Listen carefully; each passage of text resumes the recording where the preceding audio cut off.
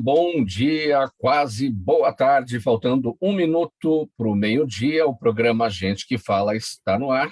Eu sou o Mauro Friesman, nossa audiência nos acompanha pela rádio Trianon AM 740 de São Paulo, pela rádio Universal AM 810 de Santos e também pelas redes sociais. Imagens do Instagram, do Facebook, do nosso canal no YouTube, para você acompanhar a nossa jornada de hoje, aquele convite diário para você seguir a gente, curtir, compartilhar os nossos conteúdos, interagir pelo WhatsApp, 973350038 é o número, 973350038 é o número do nosso WhatsApp, e nas redes sociais, o pessoal sempre marcando a hashtag Programa Gente que Fala. Iniciando mais uma semana, com muita saúde, com muito empenho, com muita dedicação, vamos apresentar aqui os nossos convidados que vão compor a nossa bancada para análise e debate dos assuntos propostos por aqui. Mário Covas Neto, advogado, ex-vereador paulistano, tudo bem? Bem-vindo mais uma vez, muito obrigado pela colaboração mais uma vez com a gente, Covas. Prazer é meu de estar aqui presente com vocês. Bom dia, boa tarde a todos, a você, Mauro, a todos da equipe de Gente que Fala e aos nossos companheiros de bancada. Além, evidentemente, das pessoas que estão nos assistindo, claro. Sim. Também com a gente, Pedro Horta, advogado, professor, palestrante. Pedro, mais uma vez, bem-vindo, tudo bem? Muito obrigado, Mauro. Uma honra poder estar nesse programa aí que Fausto Camunha, sempre uma boa notícia, nos proporciona, ao lado de amigos queridos e combatentes de bancada e os... Tiago Dantas, turismólogo, fundador do projeto Reconheça São Paulo. Tudo bem, Tiago? Bem-vindo. Todos, é um prazer enorme estar aqui com vocês, companheiros de bancada, e aos telespectadores agradável e com bastante conhecimento compartilhado. Muito obrigado. Muito bem. Fechando aqui o nosso time, o advogado Jean Sioff, CEO do escritório JR Celol, especialista em direito tributário e... Tudo bem? Boa tarde a todos, obrigado pelo convite, aos telespectadores e ouvintes. É um privilégio estar aqui, uma experiência que nos agradeça. Muito obrigado pelo convite mais uma vez, um bom dia a todos. Gente de alto nível e gente que fala, né, doutor Sioff? Vamos lá, o nosso primeiro assunto de hoje, 12:02. Olha, minha gente, a pandemia, a crise econômica e a alta da inflação deixaram ainda mais visíveis um velho problema brasileiro, que é a fome. Cenas de pessoas buscando doações, alimentos rejeitados por supermercados e até lixo se tornaram comuns no país e se repetem na cidade de São Paulo. Cada vez mais famílias vivem nas ruas e travam dia a dia uma batalha para não dormir de estômago vazio. No fim das contas, elas até comem, não por ação do poder público, mas pela solidariedade da população e por encontrarem alimentos em lixeiras e nos arredores de entrepostos. Covas Neto, eu começo com você esse nosso tema.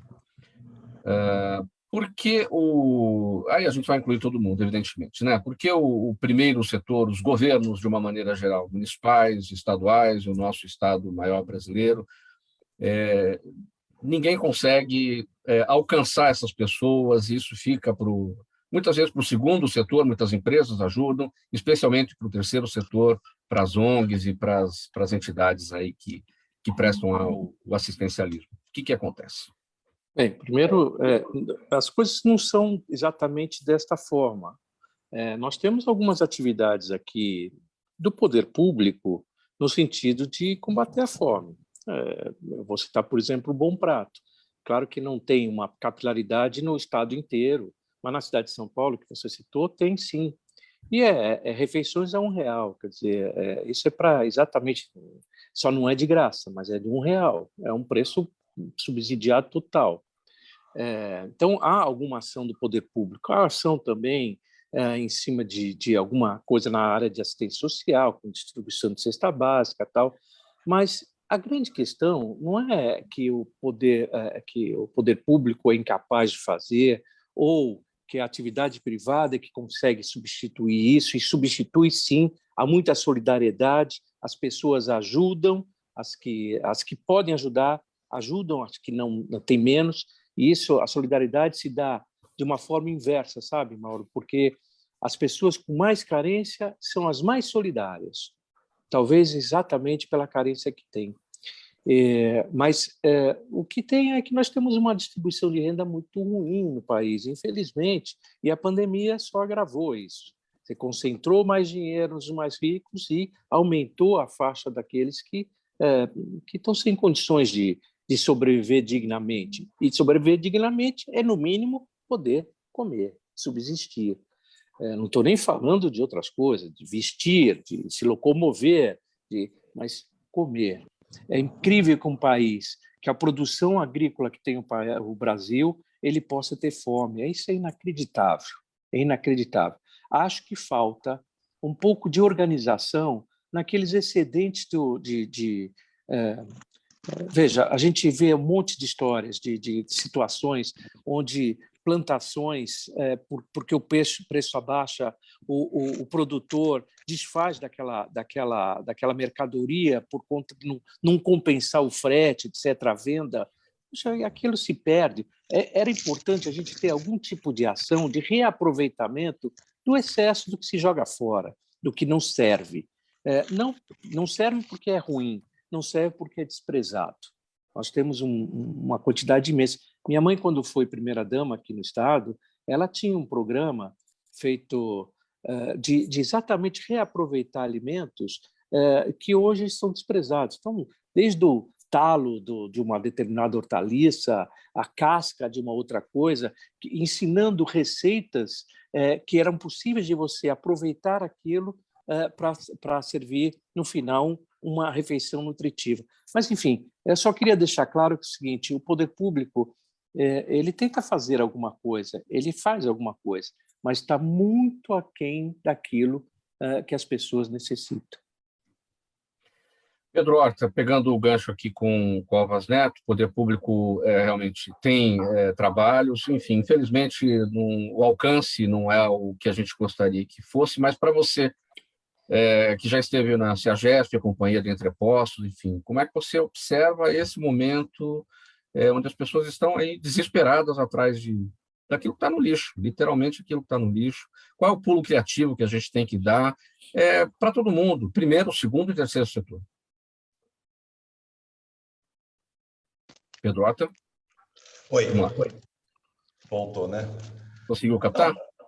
Pegando um gancho aqui no que o nosso sempre vereador Mário Covas disse, realmente, calcado nos bons exemplos da dona Lila, que no segundo governo do pai dela estava na Secretaria da Agricultura. E a Secretaria da Agricultura era de tão relevante isso para o governo que fazíamos a campanha do desperdício, ensinávamos tudo supervisionado pela dona Lila, era a Secretaria da Agricultura e Fundo Social de Solidariedade.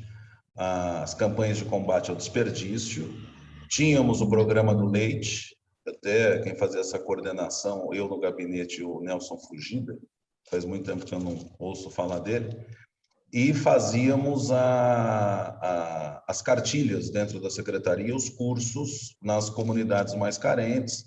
Tínhamos todo um cadastramento em cima de as assistentes sociais levantando as condições de vulnerabilidade. E neste exemplo, o que nós fizemos na época na CEAGESP? A gente só complementou depois de 20 anos que eu tinha passado pelo governo do governador Mário Covas. Nós fizemos o banco de alimentos ser mais pujante. O que é isso? Toda mercadoria apreendida dentro da CEAGESP, por falta de ausência de nota, por ausência de como é que se diz? De procedência fiscal, não procedência, como é que eu vou te dizer? Procedência de qualidade de alimento. Nós fazíamos a apreensão, foi mais de 2 milhões de toneladas de alimento apreendido, venda em transpasse, que a gente chama, sem ser permissionário, encostava-se 2 caminhões dentro do pátio e fazia a venda, e nisso nós criamos o banco de alimentos, com entidades cadastradas e para fazer uma divisão equânime disso. Porque com isso a gente conseguia também eliminar um problema, porque o comerciante jogava fora, e surgia aquela figura do catador de comida chamado de manganela na CEAGESP. Então, com isso, a gente conseguiu fazer alguma coisa para essas pessoas em condição de vulnerabilidade, além do programa Nossa Turma, que é subsidiado pela CEAGESP, foi criado no governo Mário Covas. Nossa Turma é um programa em que se tira aquelas crianças do entorno, tem 4 comunidades ali no entorno.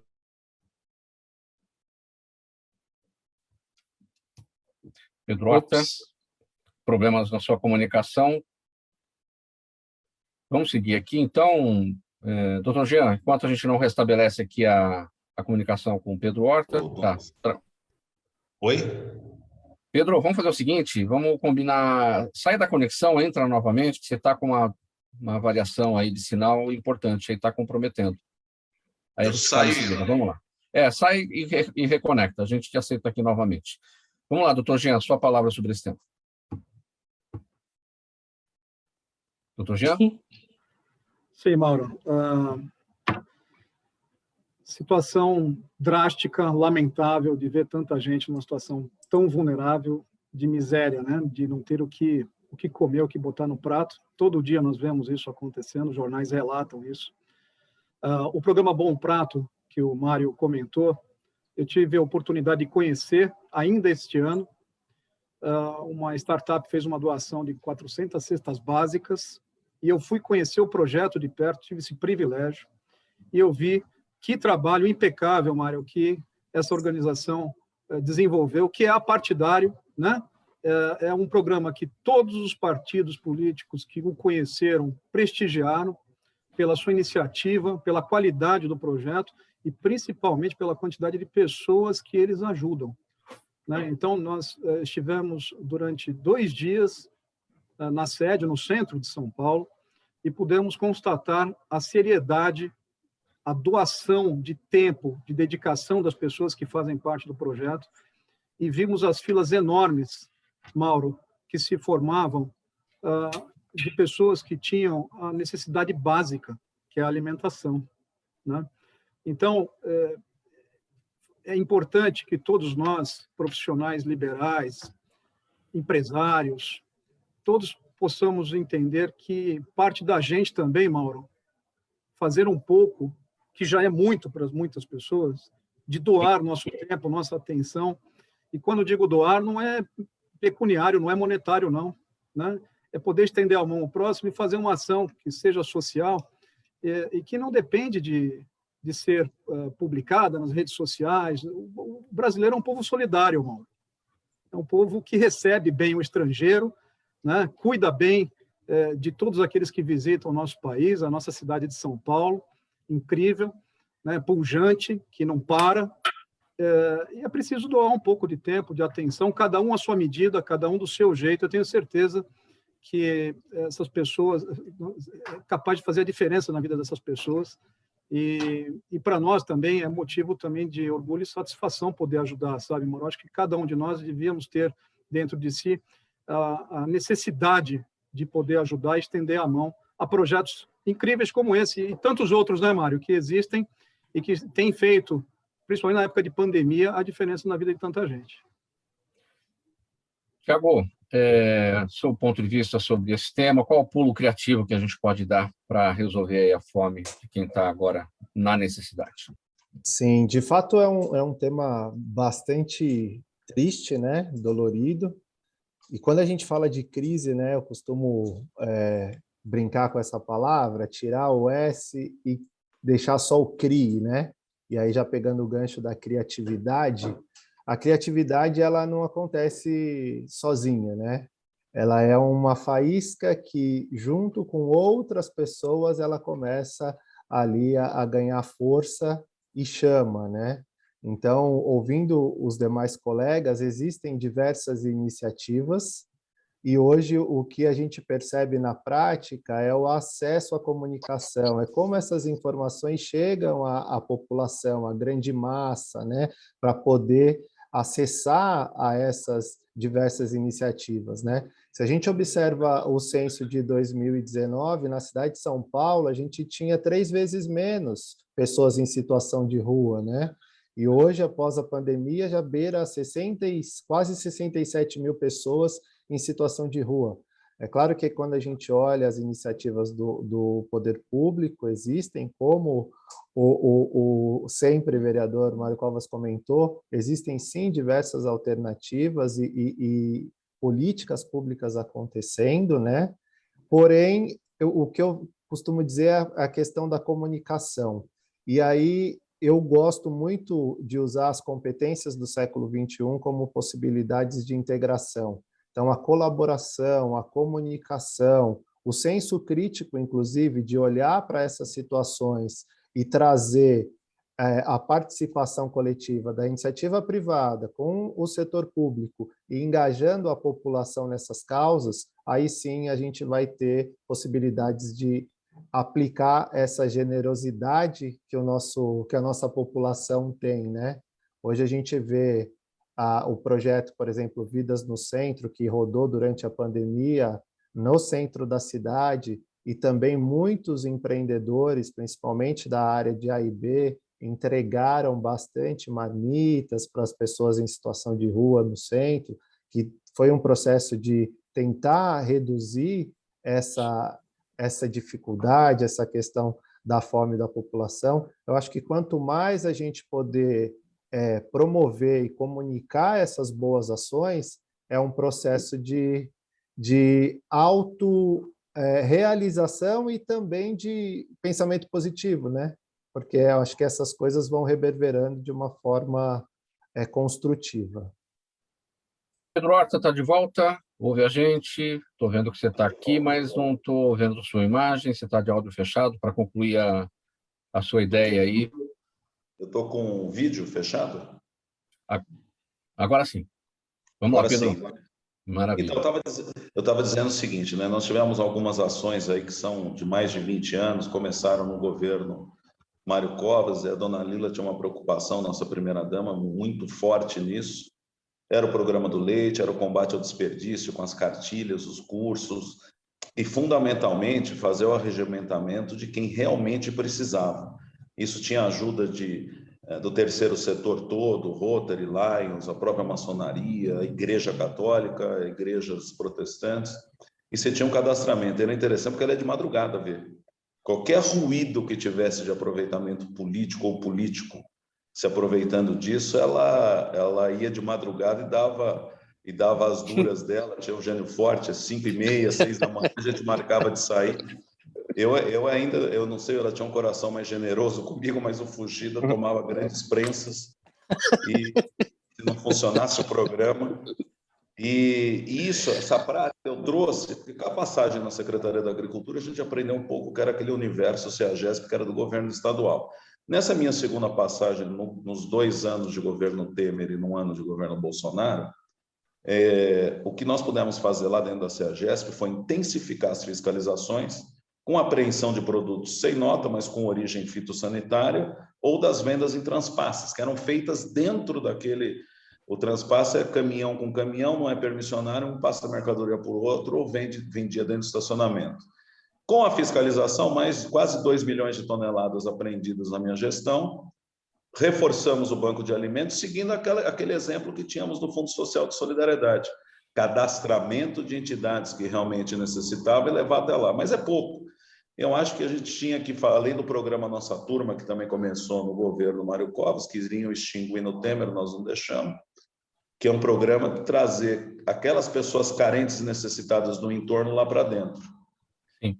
Depois, com o fenômeno Cracolândia, fizemos, em parceria com a Prefeitura Municipal, na época com o secretário Semeghini, que trouxéssemos aquele morador que estava no meio da Gastão Vidigal, com problema de tóxico, aquela coisa toda, para uma descompressão através da assistência social da prefeitura, que também fomos incompreendidos. Viu? Agora, o que se necessita é não só fazer esse primeiro acolhimento, que é da alimentação, dignidade humana, etc., é também se dar oportunidades de trabalho. Isso esse X da questão é que a gente, do modo mais coordenado e ações de todos os governos, a gente pode prosperar para que isso não ocorra. Porque sem emprego, essa é uma situação que você remedia, mas tem que trazer novas opções. Muito bem. Muito bem, seguindo aqui com mais um tema no programa Gente que Fala, questão do emprego, né, Pedro Horta? Infelizmente, a situação econômica, até tudo acontecer em termos de recuperação econômica, o emprego, infelizmente, a gente sabe que é o último ponto a reagir, né? Mas vamos em frente aqui com o próximo tema. A Organização Mundial da Saúde afirma que até 5 milhões de mortes por ano poderiam ser evitadas se a população fosse mais ativa. Com muitas pessoas em casa devido à Covid-19, as novas diretrizes da agência sobre atividade física e comportamento sedentário mostram que pessoas de qualquer idade podem ser ativas fisicamente. Segundo a OMS, 1 em cada 4 adultos e 4 em cada 5 adolescentes não praticam atividade física suficiente. Em todo o mundo, esse custo pode ser de 54 bilhões de dólares em assistência médica direta e 14 bilhões de dólares em perda de produtividade. Mário Covas Neto, esse tema acho que vem um pouco na sequência, aí, na esteira do anterior, né? Vem a reboque, porque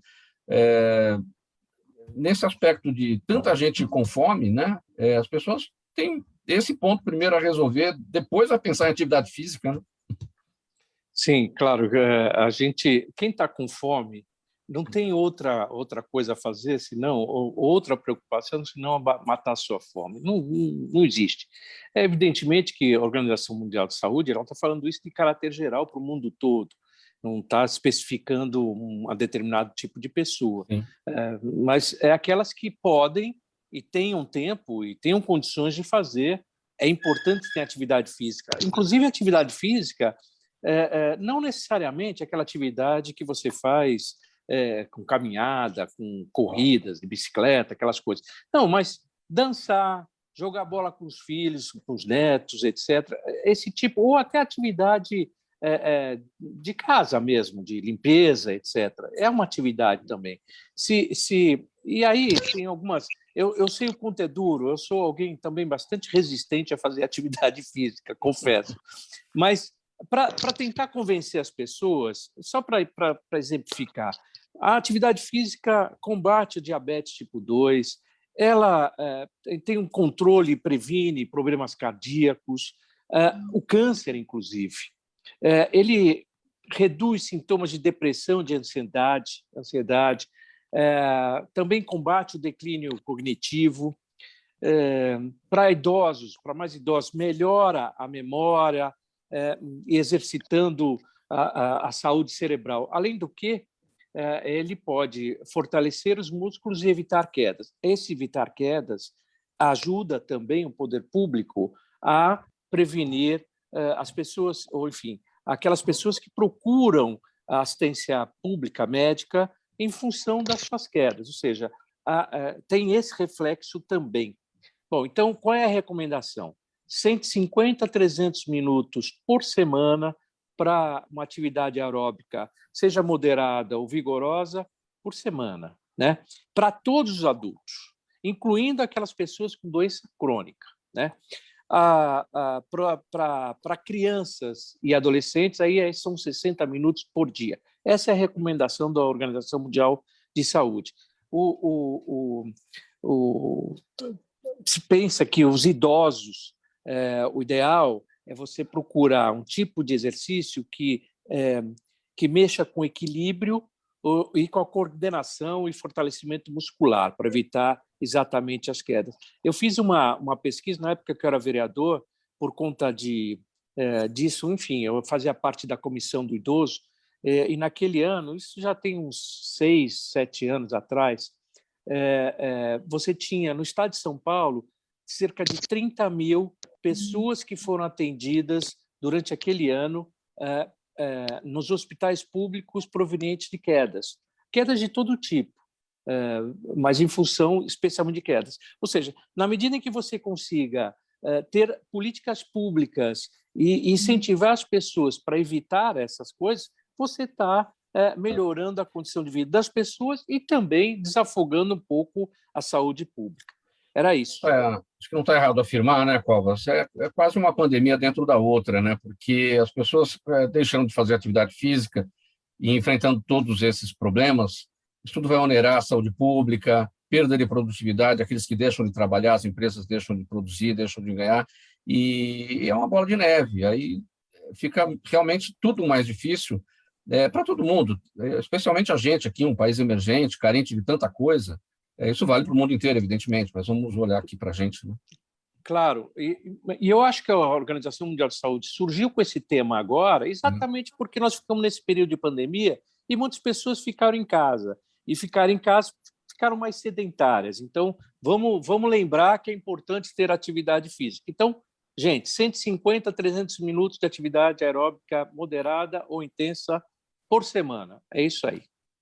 Muito bem, 12h25, passando aqui para o próximo assunto. Tiago Dantas, vamos falar sobre ressignificação de São Paulo. Há quem more aqui na capital desde que nasceu, há quem visite a cidade sempre que pode, mas a verdade é a seguinte: poucos realmente conhecem tudo o que a cidade de São Paulo tem para oferecer. E foi pensando nessa multiplicidade de locais e histórias, e no momento em que a cidade volta a ganhar vida, que nasceu o Reconheça a SP.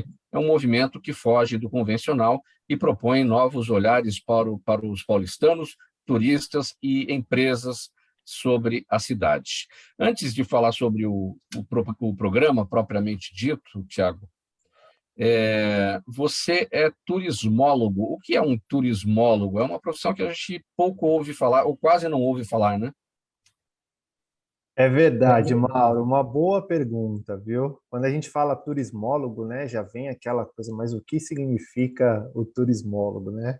O turismólogo é uma ciência na área da humanas mesmo, na área de humanas, né, muito próximo ali da administração, e o nosso objetivo é desenvolver, estudar tanto do ponto de vista social, quanto do ponto de vista econômico, o desenvolvimento das localidades, né, dos destinos turísticos, né? Posso pedir uma gentileza, Tiago? Só afasta um pouquinho da tela, porque senão você não cabe aí isso, e aí acaba cortando o seu rosto nas redes sociais. Vamos lá, pode seguir. Perfeito.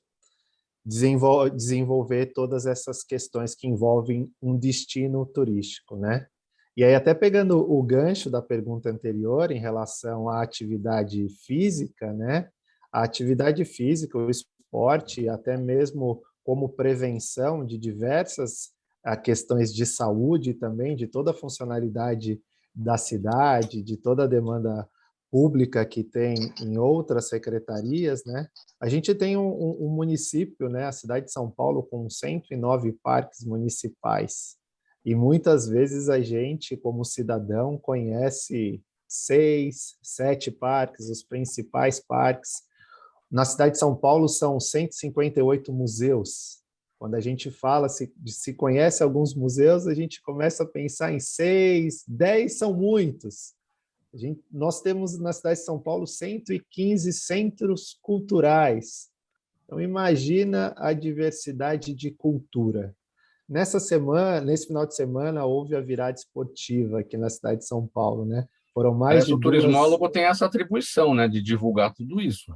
Isso! Além de divulgar tudo isso, na verdade, criar experiências para que podemos convidar a população a viver tudo isso, né? Num grande processo de democratização desses atrativos turísticos, envolvendo a inclusão social, mas também o fomento e a geração de renda, emprego, impactos na economia, né?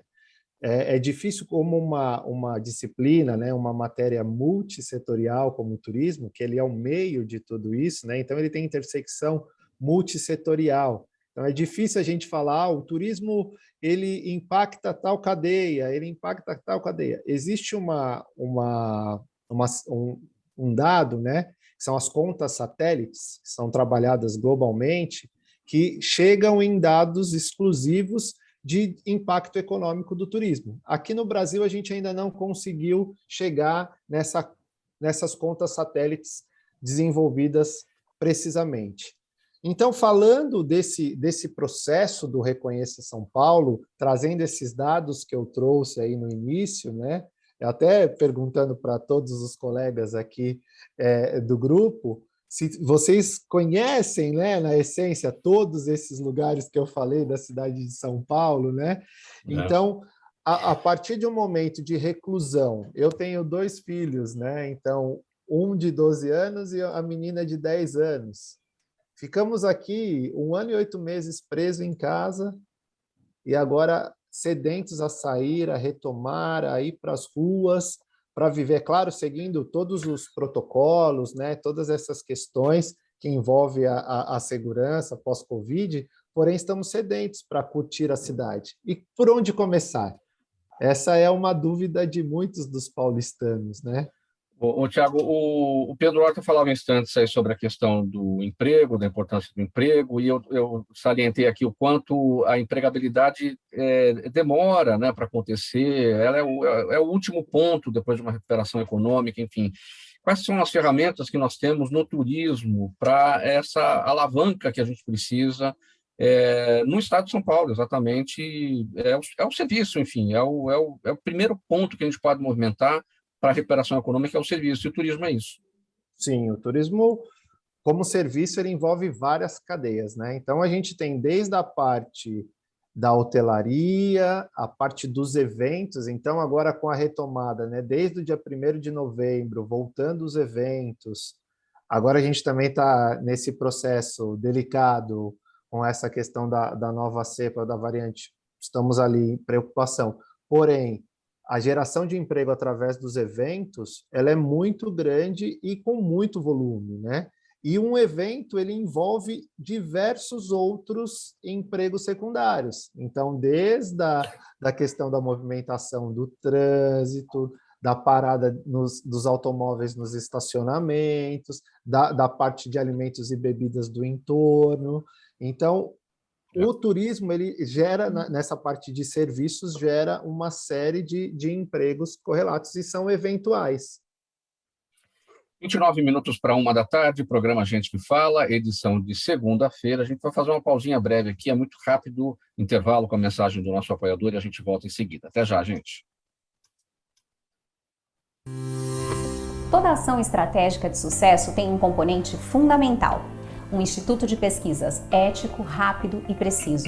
Afinal, é ele que vai fornecer informação confiável, sem achismos ou palpites. E isso, numa época de mudanças rápidas e repentinas, é fator crítico de sucesso. A Orbis é um instituto de pesquisas que une precisão e confiabilidade estatística com a mais alta tecnologia em pesquisas do mercado. Tem inteligência artificial, robótica e Big Data, entre outros recursos, para que você tenha uma informação correta, confiável, com o menor custo e no menor tempo possível. Na sua próxima ação, seja ela corporativa ou política, comece pela Orbis, porque com a informação correta, você vai mais longe, mais rápido e com mais segurança. 27 minutos para 1 da tarde agora, esse é o programa Gente que Fala, pela Rádio Trianon, AM 740 de São Paulo, pela Rádio Universal, AM 810 em Santos, e também pelas redes sociais, você nos acompanha por imagens pelo Instagram, pelo Facebook e também o nosso canal no YouTube. Doutor Jean, devastadora no campo do... Posso? Eu fiquei com uma curiosidade aqui, na questão anterior. Me parece que ele tem uma ação que ele está desenvolvendo agora na pós-pandemia, ou nesse momento de uma flexibilização dos contatos e tal. Eu queria saber o que de fato eles estão fazendo agora nesse Redescubra São Paulo. Eu achei muito interessante a iniciativa. De fato, já vou dizendo aqui que eu não conheço tudo mesmo, apesar de ter sido vereador, não conheço mesmo, mas, evidentemente, eu imagino que você tem um programa. Vocês têm um programa, é isso? Como é que funciona? É isso mesmo, vereador. Nós temos o Reconheça São Paulo, que é um portal de informação, reconheçasaopaulo.com.br, e são 3 pilares de foco, né? Um que são os eventos. Então, a gente, por meio de parcerias com empresas, nós desenvolvemos experiências pela cidade e também disseminamos as informações. Por exemplo, São Paulo é reconhecida como a selva de pedras, mas, porém, tem uma selva SP, onde você pode fazer passeio de raft, boia cross, e em plena Mata Atlântica na cidade de São Paulo. Então, são lugares desconhecidos, ou que você já ouviu falar, que você precisa reconhecer. a partir de um movimento muito do individual para o coletivo. O nosso objetivo é trazer pertencimento para a nossa população, para que, a partir dessa retomada, nós estejamos também preparados como população para cada vez melhor recebermos os nossos turistas, num grande processo de integração, para que nós possamos sempre viver a cidade da melhor forma e sim trazer desenvolvimento de emprego, de renda para a nossa cidade. E também, dentro do nosso portal, nós fazemos uma série de entregas gratuitas de roteiros autoguiados exclusivos para vocês, conforme os seus desejos. Então, tem lá no nosso portal um banner onde você pode ganhar um passeio fazendo as suas escolhas. Então, a partir das suas escolhas, se cada um desse grupo aqui fizer uma experiência lá, vai sair um passeio exclusivo na cidade de São Paulo com as suas preferências. Porque uma cidade com tanta diversidade como a nossa, ela precisa ser reconhecida. Porque quando a gente fala de qualquer cidade do mundo turística, ela está totalmente desnuda. Você fala de uma cidade como Paris, você já lembra de um atrativo turístico em Paris. Quando você fala de São Paulo, você ainda fica confuso do que São Paulo pode te oferecer, além de um turismo de negócios e gastronômico. Então, o nosso grande desafio é trazer essa democratização do turismo para a cidade. Então, para finalizar... Pode repetir? Só repetir o portal, né? O portal. Eu quero anotar. reconheçasaopaulo.com.br e no Instagram reconheça SP. Obrigado, viu? Desculpe, Reconheça São Paulo imagina, e obrigado. reconheça a SP no Instagram. Muito bom, Tiago.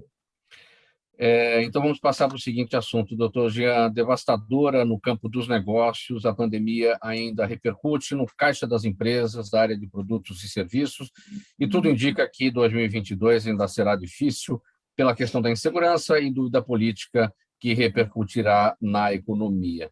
Para passar por mais esse período turbulento, especialistas aconselham buscar ajuda e recorrer à Lei 14.112 de 2020, a lei que trata da recuperação judicial. Ainda há pouco conhecida, ela entrou em vigor em março deste ano e já foi utilizada por inúmeras empresas grandes que hoje estão com ações na Bolsa de Valores. Bom, doutor Jean, como é que essa nova lei da recuperação judicial, 14.112 deste ano, melhor, do ano passado, né, 2020, tem ajudado os empresários na pandemia? Mauro, a pandemia agravou a situação de muitas empresas e aquelas que vinham bem ficaram mal e aquelas que estavam mal ficaram ainda pior do ponto de vista financeiro. O que acontece? A lei mencionada, ela aprimorou uma lei de 2005, que é a 11.101. Então, é uma lei que tem no seu DNA, Mauro, uma lei americana, que tem como propósito ajudar empresas que, numa dada circunstância da sua atividade, passam por problemas circunstanciais financeiros. E para que ela serve? Ela serve para a empresa superar um momento de crise, né?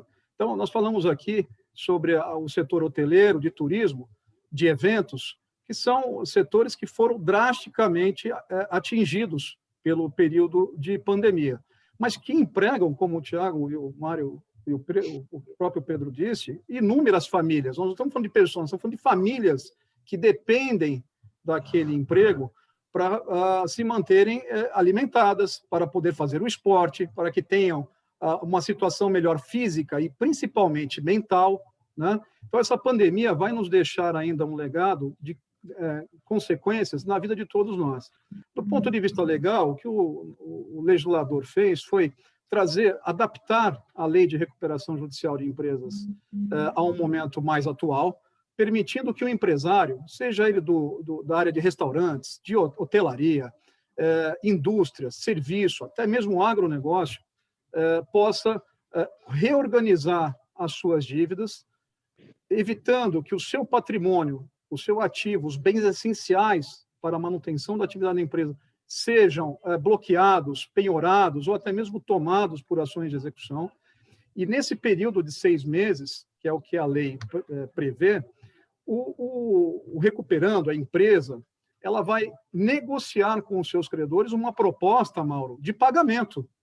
É uma lei que foi pensada e criada para o empresário que deseja perpetuar o seu negócio, superar o momento de crise, né, e pagar os seus credores. É bom lembrar, Mauro, que o credor de alguém é devedor de outrem. Então, o que aconteceu nessa pandemia foi um efeito dominó, tá certo? Então, impostos deixaram de ser arrecadados, empregos foram perdidos, credores buscando satisfazer o seu crédito, afinal de contas, ele tem responsabilidade também com outros a quem deve pagar, e também social, né? Essas iniciativas sociais que nós estamos falando tem uma combinação do poder público com o poder privado, né? Então, no que diz respeito ao setor privado, as empresas precisam, Mauro, de ajuda de especialistas, e essa lei vem para ajudar a manter o emprego, a geração de riqueza, Mauro, a geração de impostos, fazer a máquina continuar funcionando, apesar da dificuldade das consequências impostas pelo Covid. Então, o empresário, diante de uma situação circunstancial de crise, ele pode se socorrer ao Poder Judiciário, apresentar toda a lista de documentos e informações que a lei exige que ele apresente. O juiz vai nomear um assistente que possa fazer uma análise de todas aquelas informações e, estando preenchidos os requisitos desses documentos e informações apresentadas pelo recuperando, pelo empresário, o juiz vai deferir a recuperação judicial, Mauro. E em 60 dias, a partir daí, o empresário apresenta um plano de pagamento, que será, ao longo do processo, objeto de análise de todos os credores, né? Todos os credores vão opinar pela forma de pagamento que aquele empresário, aquela empresa apresenta em juízo. Então, o propósito desse mecanismo é que, durante os primeiros 6 meses, a partir do deferimento, o empresário não sofra a constrição de bens, Mauro, né? Não perca suas máquinas, seus equipamentos, não perca tudo aquilo que é essencial para ele continuar operando, mantendo-se, não todos, parte do emprego que ele gera, não é? Até que a atividade econômica venha a suprir a possibilidade de pagamento dos seus credores. Então, é um momento circunstancial, é uma lei que ajuda o empresário e que, como você mesmo disse, Mauro, poucos conhecem. É preciso levar informação a todos os empresários que, nesse momento, acham que não tem saída. Tem sim, Mauro. Tem como superar o momento de crise, sim. Então, essa falta de conhecimento, em que medida é essa falta de conhecimento, doutor Jean? Porque a lei está aí, acho que quem mais se beneficia dela talvez sejam os grandes empresários, os menores não vão atrás por desconhecimento ou por falta adequada de assessoramento. Quer dizer, qual é a medida desse desconhecimento? Mauro, nós precisamos de espaços como esse, do Gente que Fala, para discutir o tema, que é um tema que tem repercussão social. O desemprego, que foi por onde nós começamos esse encontro aqui, gera fome, né? Perpetua uma situação vulnerável. O emprego talvez seja a melhor forma de trazer dignidade às pessoas, né? De superar esse momento difícil que estamos passando. Então, divulgar o mecanismo da recuperação judicial significa levar ao empresário que hoje sabe da dificuldade, mas não encontra saída. Nós precisamos levar a informação dizendo, olha, existem especialistas, existe uma lei que nada tem a ver com a concordata, porque muitos empresários ainda associam a lei de recuperação judicial à antiga lei de concordata. E aí cria uma repulsa, Mauro. Eu acho que é uma situação de que a imagem dele, empresário, se utilizar esse mecanismo, vai ser arranhada por não pagar, por não honrar os seus compromissos. E esse é um grande equívoco. Além do desconhecimento da lei, o motivo pelo qual ela foi criada. Por quê? Porque essa lei foi criada e pensada para que a empresa, o empresário, supere o momento de dificuldade. E para superá-lo, ele tem que honrar os seus compromissos. Como? Negociando de forma organizada com todos os seus credores, inclusive o governo, né? Que editou leis no período de mais crítico da pandemia, permitindo o alongamento da dívida tributária, por exemplo, em muitos anos, né? Mais de 300 mil contribuintes, segundo dados do Ministério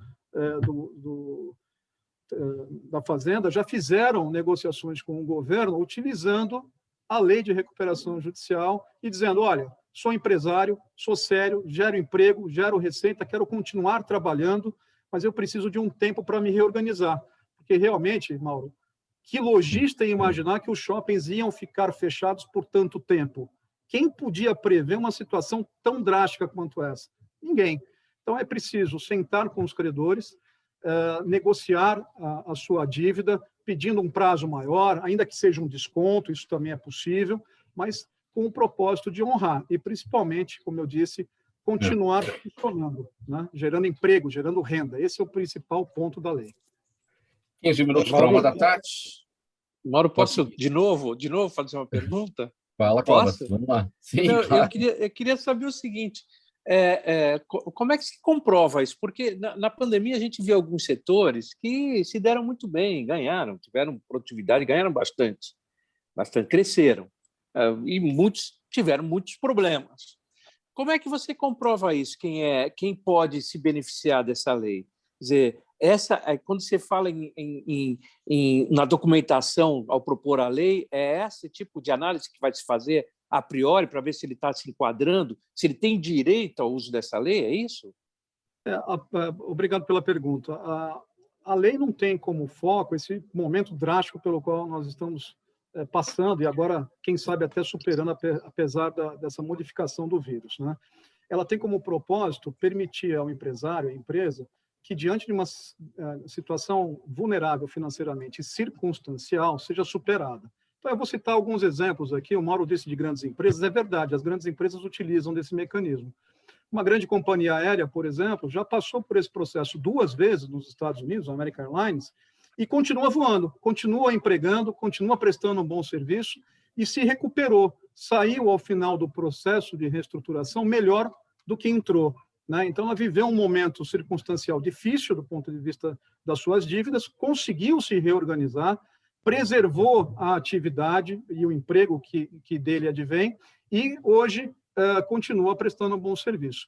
A pandemia, em muitos setores, e aqui, de novo, trazendo ao caso que falamos do setor de eventos, por exemplo, a indústria de eventos, Mara, ela ficou completamente parada. Sim. Os pedidos que estavam em carteira foram cancelados e novos virão de uma forma diferente. Você tem razão, alguns setores prosperaram. O de tecnologia, por exemplo, né? A melhor visão sobre isso é desse encontro que estamos todos tendo aqui virtual, que antes da pandemia seria difícil de acontecer. Provavelmente estaríamos todos juntos presencialmente, nos deslocando, etc.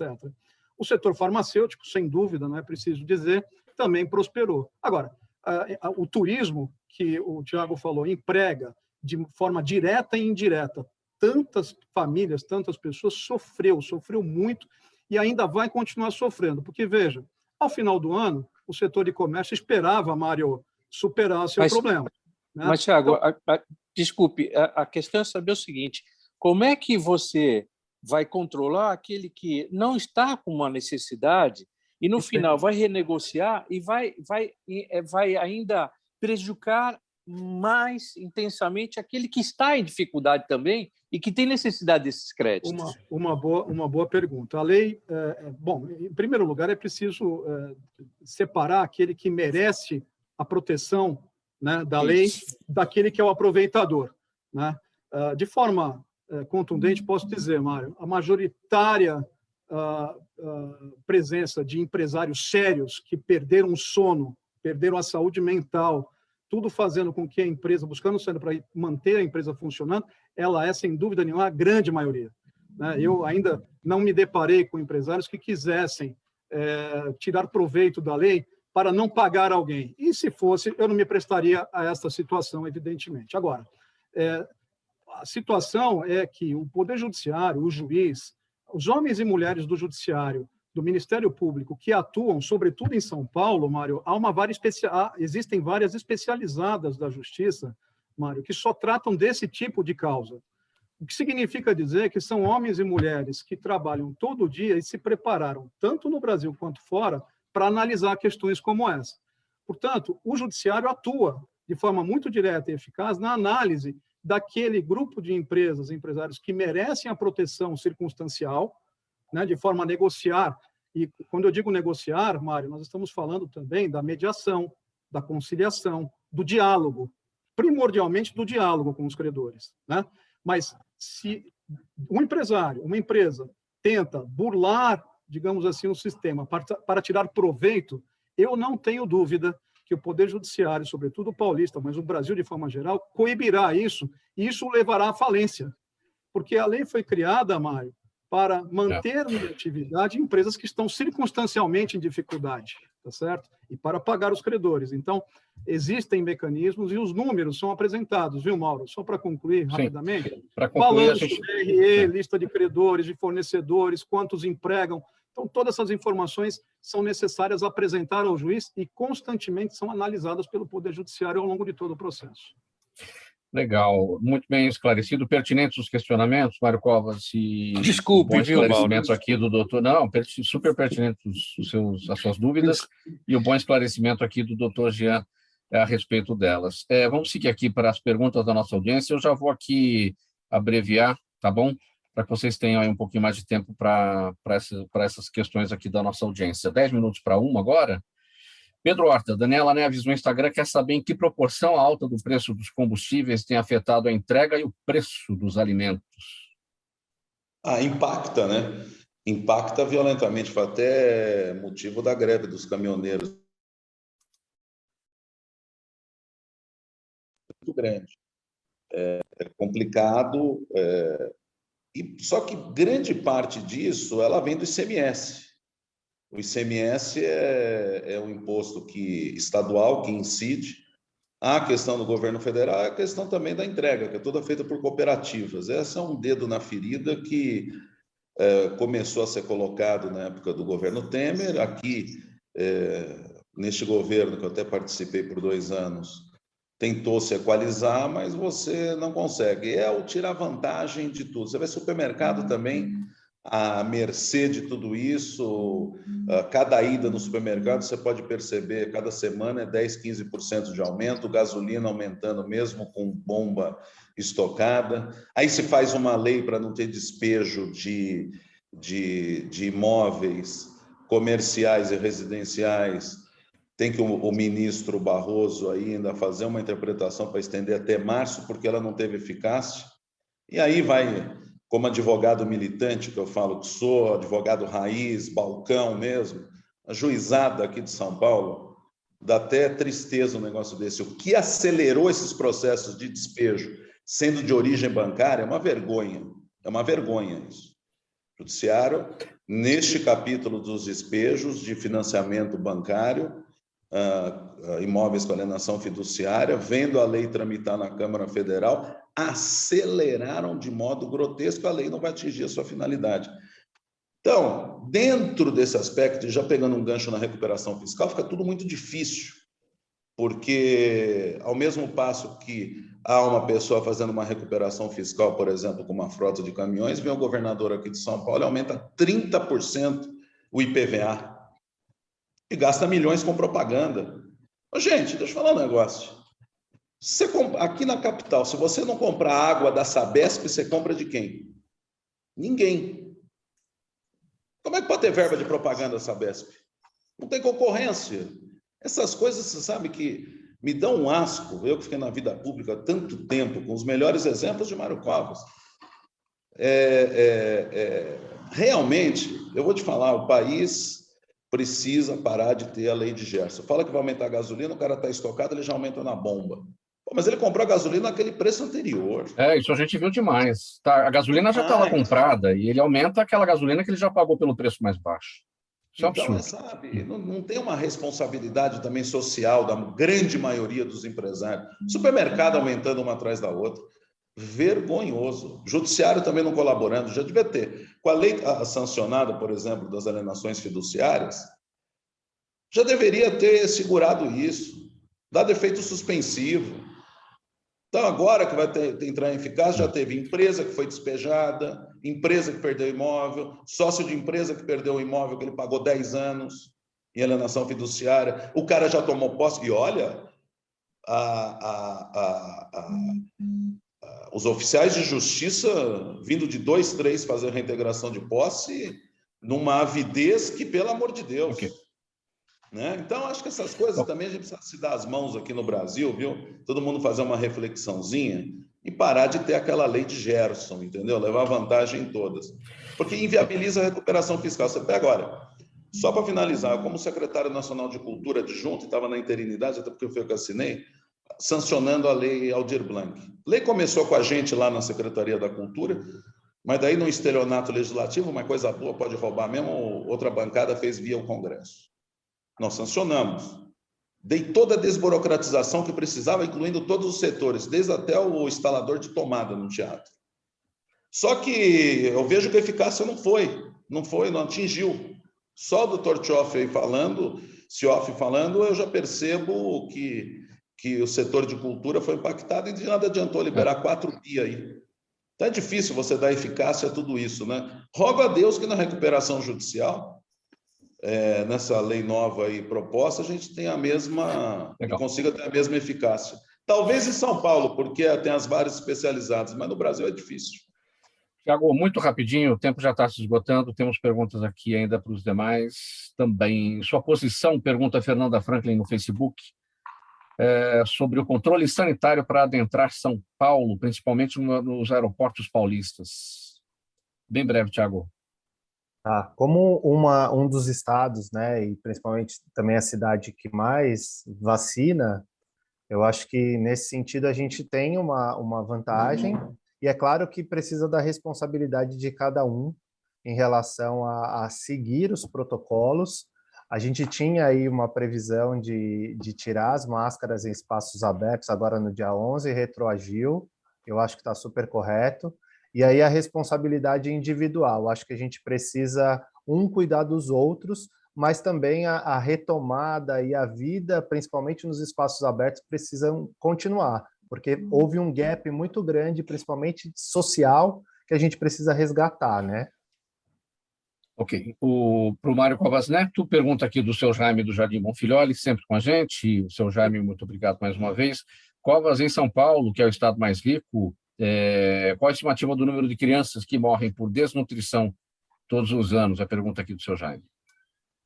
E agora, de cabeça, eu não vou saber te dizer, mas realmente a realidade de São Paulo. O que eu posso te dizer, afiançar exatamente, é que a realidade de São Paulo, de desenvolvimento de mortes por 100 mil habitantes, ou a morte de crianças, é o menor do Brasil. Isso eu não tenho dúvida nenhuma. Dada a condição do próprio Estado. Ele tem condições hoje, o Estado é mais rico do que o resto do país e, portanto, ele consegue ter políticas públicas de prevenção, especialmente na área de saúde. Agora, o número exatamente eu não sei dizer. E para o Jean, a pergunta da Adriana Monteiro, está no nosso canal no YouTube, em que medida as cargas tributária e trabalhista podem interferir no volume maior de investimentos estrangeiros no Brasil? Bem breve, doutor Jean. Mauro, interfere, traz insegurança ao investidor, né? Então, você tem a situação sucessória, o Mário, o Pedro, principalmente, mostrou o quadro das medidas que estão sendo adotadas contra o empresário. Então, você imagina um investidor querendo aportar capital numa empresa hoje, diante de situações como a que o Pedro relatou e que são verdadeiras. Então, a recuperação judicial é o meio através do qual o investidor fica mais seguro, viu, Mauro? Por quê? Porque esse investidor terá prioridade no recebimento, nesse investimento que faz. Essa situação que o Pedro ressaltou, ela fica protegida, ou seja, o empresário, a empresa, preserva os seus bens, não perde a sua loja, não perde a sua empresa, não perde a sua máquina, e o investidor, portanto, também não tem a sucessão trabalhista e fiscal contra ele. Então, impacta, sim, de forma negativa, e a recuperação judicial pode servir também como veículo de atração de investimento. É importante dizer isso. É um mecanismo para fazer com que o investidor tenha mais segurança no seu investimento. Muito bem, faltando 2 minutos para 13h, vamos pôr um ponto final nessa edição do programa Gente que Fala, de segunda-feira. Começamos muito bem a semana, agradecendo a presença... Olha lá, diga, Mário. Não tem jeito, ela quer participar, né? Ela quer participar. Só dá um tchau, então, pronto. Tchau. Dá boa tarde para todo mundo. Participaram com a gente nessa edição de hoje o Mário Covas Neto, advogado, ex-vereador paulistano, também o Pedro Horta, palestrante, professor, advogado, turismólogo Tiago Dantas, fundador do projeto Reconheça São Paulo, e o advogado Dr. Jean Sioff, CEO do escritório JCR Law, especialista em direito tributário e em arbitragem internacional. Agradecimento a todos vocês, em nome da equipe do programa Gente que Fala. Muito obrigado pela audiência, minha gente. 1 hora em ponto. Tchau, até amanhã.